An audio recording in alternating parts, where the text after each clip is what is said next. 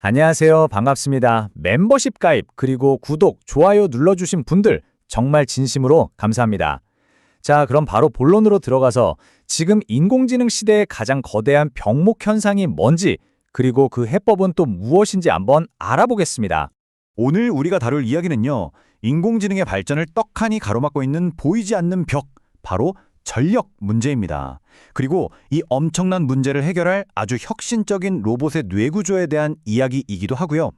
이 거대한 변화를 제대로 이해하기 위해서 우리는 총 6단계로 한번 깊이 파고 들어가 볼 겁니다.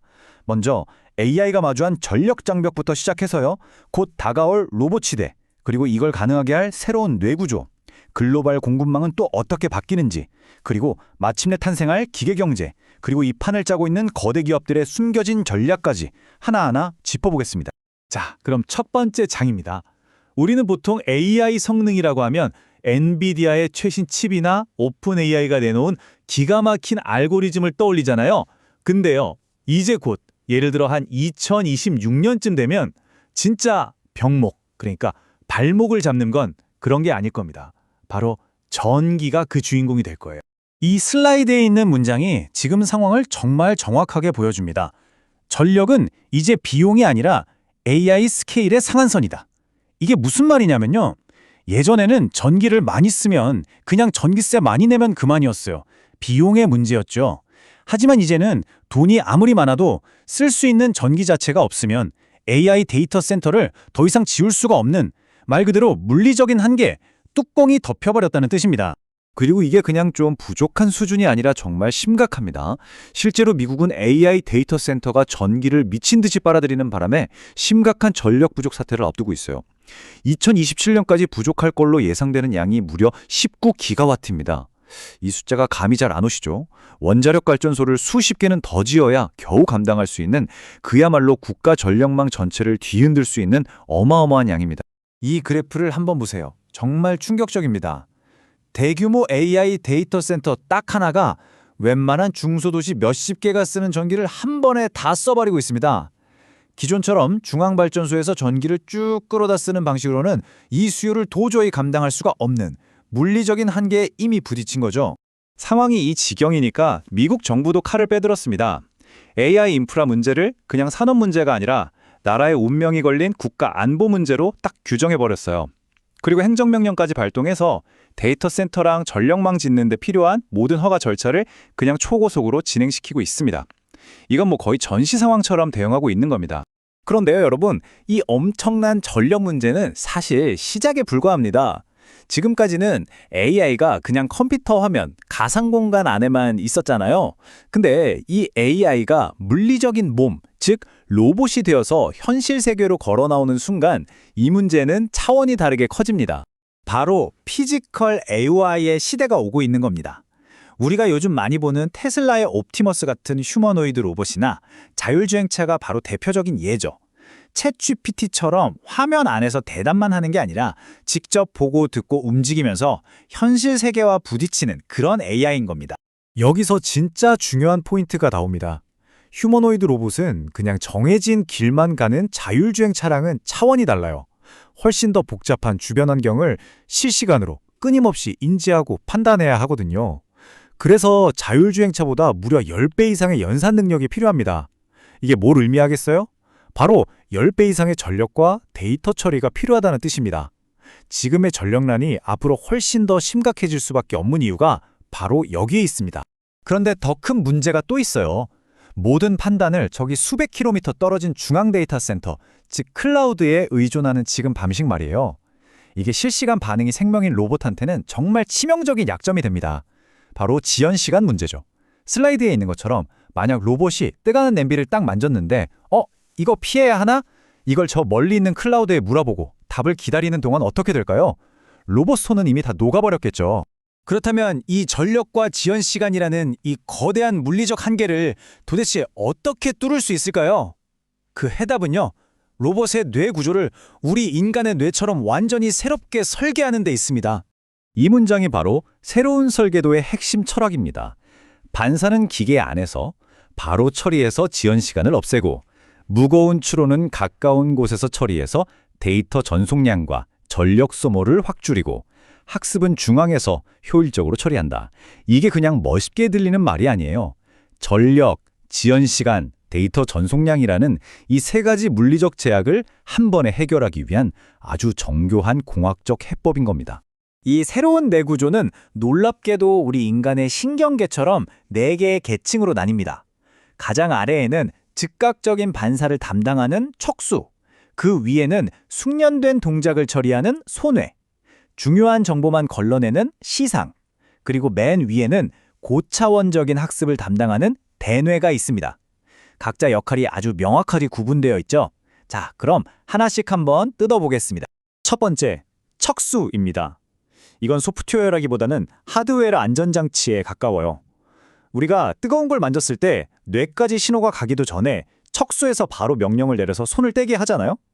그런 무조건 반사처럼 로봇의 센서와 모터가 하드웨어 회로로 직접 연결되어 있는 겁니다.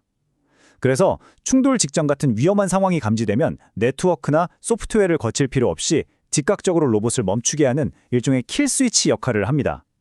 통신이 전혀 필요 없는 거죠. 두 번째는 소뇌입니다. 이건 로봇 몸 안에 내장된 AI 칩, 즉 온보드 AI 칩이에요. 우리가 자전거를 타거나 걸을 때 자, 이제 왼발을 들고 오른팔을 앞으로 이렇게 일일이 생각하지 않잖아요? 그런 것처럼 걷거나 균형을 접는 것처럼 반복해서 숙달된 동작은 로봇이 스스로 처리합니다. 외부와 통신할 필요 없이도 안정적으로 움직이게 해주는 아주 핵심적인 부분입니다. 자, 이제 세 번째 계층인데 이게 정말 중요합니다. 바로 시상입니다. 우리 뇌에서 시상이 모든 감각 정보의 관문 역할을 하듯이 로봇의 시상은 초당 수기가바이트나 되는 엄청난 양의 감각 데이터 중에서 이건 내 힘으로 해결이 안 되겠는데? 싶은 중요한 문제만 딱 골라내서 외부로 보내는 필터, 즉 데이터 게이트 역할을 합니다. 모든 정보를 무작정 다 외부로 보내면 전력 낭비, 통신 비용 낭비가 어마어마하겠죠. 마지막 네 번째가 바로 대뇌입니다. 고차원적인 지능을 담당하는 부분이죠. 시상에서 필터링해서 올려보낸 어려운 문제를 해결하는 추론 기능, 그리고 전 세계 모든 로봇들의 경험 데이터를 싹 모아서 더 똑똑한 AI 모델을 만들어내는 학습 공장의 역할을 동시에 수행합니다. 이 대뇌는 중앙 데이터 센터와 분산된 컴퓨팅 자원이 결합된 하이브리드 형태로 존재하게 될 겁니다. 자, 그럼 이 혁신적인 4계층 뇌 구조, 이거 말은 좋은데 실제로 누가 만들고 있을까요? 이미 물밑에서는 거대한 글로벌 공급망이 이 설계도에 맞춰서 빠르게 재편되고 있습니다. 이 표가 바로 새로운 공급망의 핵심을 딱 보여줍니다. 각 계층마다 전문 선수들이 포진해 있어요. 먼저 가장 기초적인 안전회로인 척수는 전통적인 하드웨어 제조사들이 만들고요. 그 위 로봇 움직임의 핵심인 소뇌, 즉 온보드 AI 칩은 삼성전자와 테슬라가 주도하고 있습니다. 그리고 중요한 정보만 걸러주는 시상 역할은 오픈마인드라는 로봇 OS 회사가 맡고 있고요. 마지막으로 가장 고차원적인 대뇌는 두 부분으로 나뉘는데 가까운 곳에서 빠르게 처리하는 분산 추론은 파이네트워크가, 그리고 전 세계 데이터를 모아서 학습시키는 중앙학습은 마이크로소프트나 구글 같은 빅테크가 담당하는 거대한 협업 구조가 만들어지고 있는 겁니다. 여기서 특히 주목해야 할 플레이어가 바로 삼성전자입니다. 삼성이 테슬라의 휴머노이드 로봇 옵티머스에 들어갈 차세대 AI 칩, AI6 칩을 위탁 생산하는 24조 원 규모의 계약을 체결했다는 소식이 있죠. 옵티머스의 소뇌를 만드는 정말 핵심적인 역할을 맡게 된 겁니다. 앞으로 로봇 시대의 성패가 삼성 파운드리의 미래를 좌우할 수도 있겠네요. 그리고 이 구조에서 가장 혁신적인 부분을 맡고 있는 플레이어가 바로 파이네트워크입니다. 파이네트워크는 전 세계에 흩어져 있는 수많은 개인 컴퓨터들을 하나로 연결해서 로봇이 필요할 때마다 지능을 빌려 쓸 수 있는 거대한 분산된 대뇌, 즉 엣지 컴퓨팅 풀을 제공하는 역할을 합니다. 그 규모가 정말 상상을 초월합니다. 2025년 말을 기준으로 이미 35만 개가 넘는 활성 노드가 전 세계에 쫙 깔려 있습니다. 이 35만 개의 컴퓨터가 뭐냐?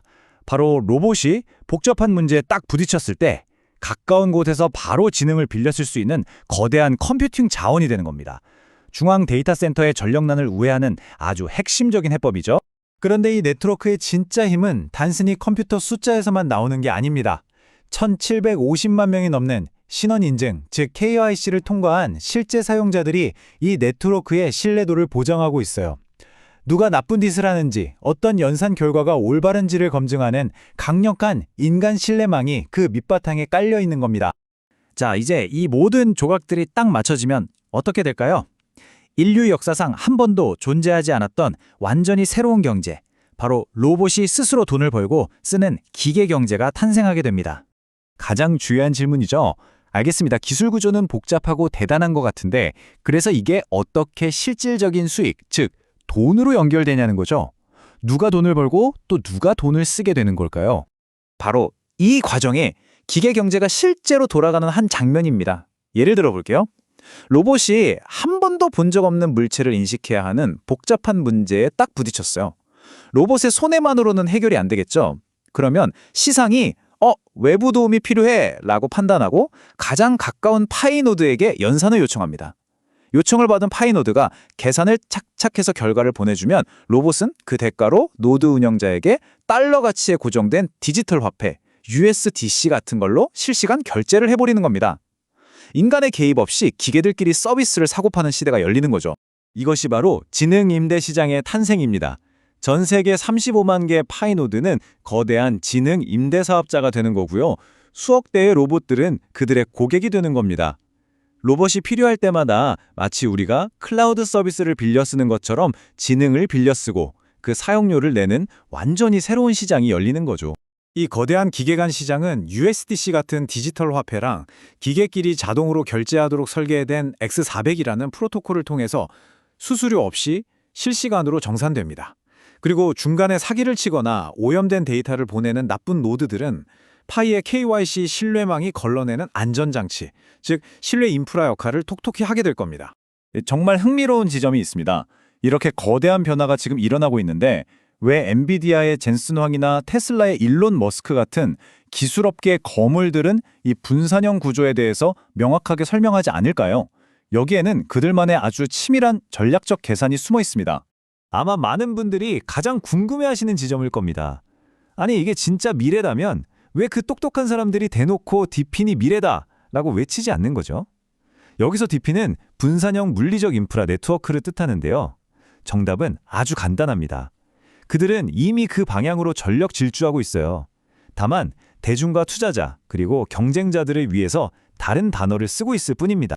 이 슬라이드를 보시면 그들의 속내가 보입니다. 엔비디아의 젠슨 황은 자기네 최대 고객인 거대 클라우드 기업들을 자극하고 싶지 않겠죠.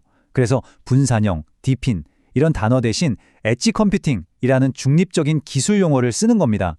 일론 머스크는 한술 더 떠서 스타링크나 테슬라 로봇으로 만들어질 이 거대한 분산 인프라의 가치를 토큰으로 참여자들과 나누는 대신 모든 가치를 테슬라라는 폐쇄된 생태계 안에 독점하고 싶어 합니다. 그래서 수직 통합을 외치는 거죠.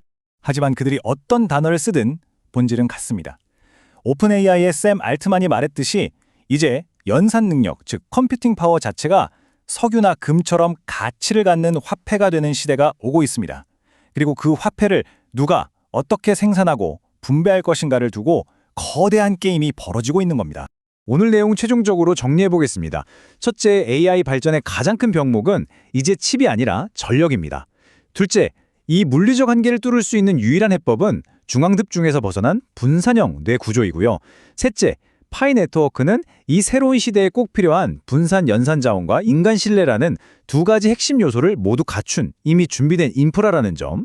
그리고 마지막으로 이 모든 것이 합쳐져서 로봇이 스스로 지능을 빌려 쓰고 돈을 재벌하는 기계 경제가 탄생하고 있다는 것입니다. 마지막으로 이 질문을 남기면서 오늘 설명을 마칠까 합니다. 로봇이 스스로 돈을 내고 지능을 구매하는 시대. 로봇이 하는 생각의 일부는 로봇 회사의 것이고 또 일부는 연산을 제공한 익명의 노드 운영자의 것이 될 겁니다. 그렇다면 그 생각의 진짜 주인은 과연 누구일까요? 우리는 기술과 소유에 대한 완전히 새로운 질문에 답해야 할 것입니다. 감사합니다.